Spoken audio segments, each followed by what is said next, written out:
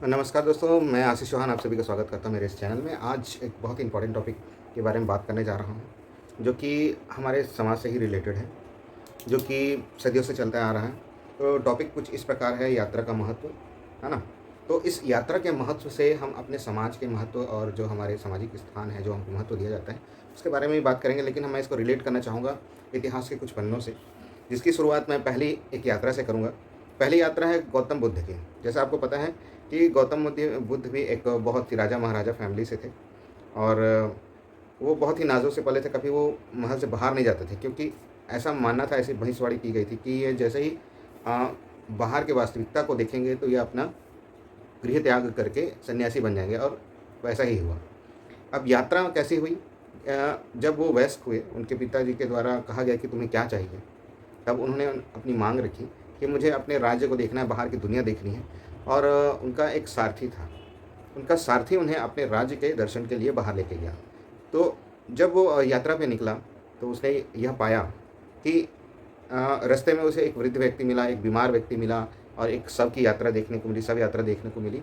और अंतिम संस्कार को देखते हुए ये सारी चीज़ें उनके मन में एक प्रश्न उठा कि जब मानव इस धरती पे हमेशा के लिए नहीं है, तो इतने धन धान्य और इतनी विलासितापूर्ण चीज़ों को इकट्ठा करने का क्या अर्थ है, और इतने नियम कानून जो बनाए गए हैं, इसका क्या अर्थ है, जबकि हमको तो सामान्य जीवन जीना चाहिए। तो वहाँ से उनके जीवन में बदलाव आया। वो फिर बाद में दीक्षा और अपने ज्ञान की प्राप्ति हुई बोध गया में जाके। तो उसमें बहुत सारी घटनाएँ हैं। तो एक यात्रा का महत्व एक सारथी से मिला, जो जिसने उसे जीवन का वास्तविक ज्ञान दिया कि जीवन नश्वर है, और इसमें ज़्यादा विलासितापूर्ण जीवन जीने का कोई महत्व नहीं है। सभी मानव को एक दिन जन्म से मृत्यु की ओर जाना है। दूसरा उदाहरण मैं देना चाहूँगा गांधी जी की ट्रेन यात्रा। ये 1893 में पीटर्सबर्ग स्टेशन है, जहाँ तक मेरे को याद आ रहा है, जहाँ पे वो किसी केस लड़ने के लिए दक्षिण अफ्रीका गए हुए थे। वहाँ पे ट्रेन में ट्रैवल कर रहे थे, फर्स्ट क्लास एसी में। तो फर्स्ट क्लास, सॉरी एसी नहीं, फर्स्ट क्लास बोगी में।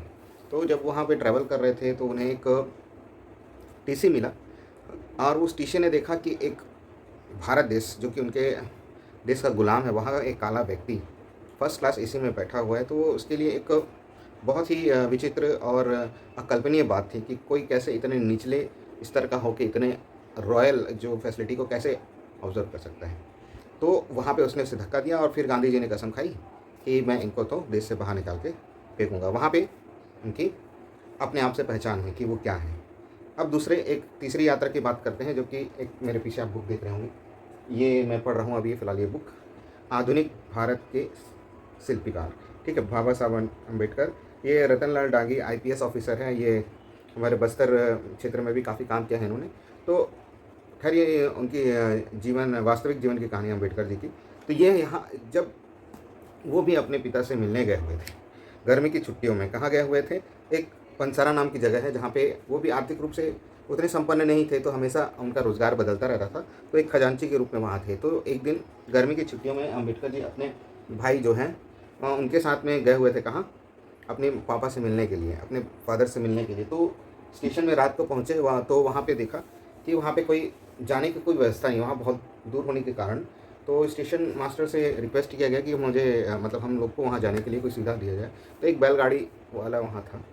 तो बैलगाड़ी वाले को ये नहीं पता था कि ये कौन सी जाति से थे। तो उसके बाद वो बैलगाड़ी वाला उनको सवार लेके गांव की ओर ले चला। लेकिन जब बाद में बैलगाड़ी वाले ने पूछा कि आपको जाना किसके यहाँ है, तो अम्बेडकर जी ने जब अपने पिताजी का नाम बताया, और वो पहले से ही उनके पिताजी से परिचित था कि ये फला जाति के हैं और ये अछूत हैं, तब उस बैलगाड़ी वाले ने क्या किया, अम्बेडकर को और उसके भाई को नीचे उतार दिया और कहा कि आपको मैं नहीं लेके जाऊंगा। तब अम्बेडकर जी के मन में यह प्रश्न उठा, पहली बार प्रश्न उठा कि हम क्यों पैदा हुए हैं ऐसा, और हमने कौन सा पाप किए हैं, भगवान ने हमें ऐसा क्यों बनाया है। तो यहाँ से प्रश्न लाजमी था उठना। तो वहाँ पे एक जीवन का जो एक मोड़ उनकी ज़िंदगी में आया। अब ये कहानी मैं क्या क्यों सुना रहा हूँ, यात्रा का महत्व एक टॉपिक है, ये मैं आपको क्यों बोल रहा हूँ, क्योंकि वर्तमान समय 2023 में अभी की बात है, पिछले महीने की बात है, एक नवधा रामायण का आयोजन जयपुर, जो जांजगीर ज़िला है या शक्ति ज़िला हो गया आई थिंक। तो वहाँ पे एक मलनी गांव है, वहाँ पे भी हमारे समाज से एक व्यक्ति, अब मैं नाम बता देता हूँ क्योंकि एफआईआर दर्ज हो चुका है, विजय चौहान जी जो कोरबा ज़िले से वहाँ गए हुए थे नवदा रामायण में, वहाँ पे भी वो तबला वादन कर रहे थे, जो भी फंक्शन रहा होगा। तो वहाँ पे भी अब तथाकथित जो अदर समाज वाले थे, जो आप अपने आप को हमसे उच्च वर्ण का मानते हैं, उनके द्वारा यही एलिगेशन लगाया गया या फिर यही दोषारोपण किया गया कि आप उस उच्च वर्ग की जाति के नहीं हैं, आप हिंदू नहीं हैं, है ना? तो फिर ये हमारे सामने ये वही जो प्रश्न है आके वही दोबारा ये प्रश्न हमारे सामने आके खड़ा हो गया है कि हम कौन हैं और हमें क्यों ये अधिकार नहीं है, क्यों हम अछूत हैं। तो ये प्रश्न जो है चलता आ रहा है इतिहास से और आज भी जुड़ा हुआ है। तो कहने का अर्थ है यात्रा का महत्व को समझिए, आप अपने जो क्षेत्र है उससे बाहर निकल के देखिए, आप सफ़र करिए, यात्रा करिए और अपने परिचय को बता के देखिए, तब आपको आपका वास्तविक परिचय मिलेगा। आप जहाँ भी रह रहे हैं वहाँ पे आप एक सुविधाजनक स्थान पे, लोग आपको सब जानते हैं, आपने अपनी सारी व्यवस्थाएँ बना के रख चुके हैं, तो आपको लगता है कि आप बहुत ही अच्छे जगह में हैं और आपको कोई परेशानी नहीं है। लेकिन जब आप यात्रा करते हैं और दूसरा कोई अदर जो अपने आप को तथाकथित सवर्ण समाज समझता है, जब आप उसके सामने योग्य व्यक्ति लगते हैं, तब वो आपसे पूछता है कि आपका बैकग्राउंड क्या है, एक्चुअल बैकग्राउंड क्या है, आपका जड़ क्या है। जड़ बताने के बाद जब सामने वाले को विश्वास नहीं होता, तब आपको यह पुनः स्थिति का सामना करना पड़ता है। तो वास्तविक रूप से ये देखा जाए तो इस प्रकार की समस्या का समाधान हम लोग बहुत पहले से करते आ रहे हैं, जो कि आज के आधुनिक भारत का कोई आधार नहीं है। सभी चीज़ें बदल चुकी हैं, है ना? और कानून भी आपके साथ में है। तो इस संवैधानिक तरीके से आपको आगे बढ़ना है, ना कि किसी पूरे समाज को इस पे प्रहार करना है। आप संवैधानिक तरीके से जाना है। मुझे बहुत ही अच्छा लगा कि ये केस होने के बाद इतने सारे लोग संगठित रूप से इस चीज़ का विरोध किए और काफ़ी मतलब संवैधानिक रूप से विरोध किए। ये काफ़ी अच्छा रहा। तो यही मेरा कहना है कि यात्रा करिए ताकि आप अपने आप को जान सकें, आपका वर्तमान स्थिति समाज में क्या है, आपको तभी पता चलेगा जब आप यात्रा करेंगे अलग-अलग जगह।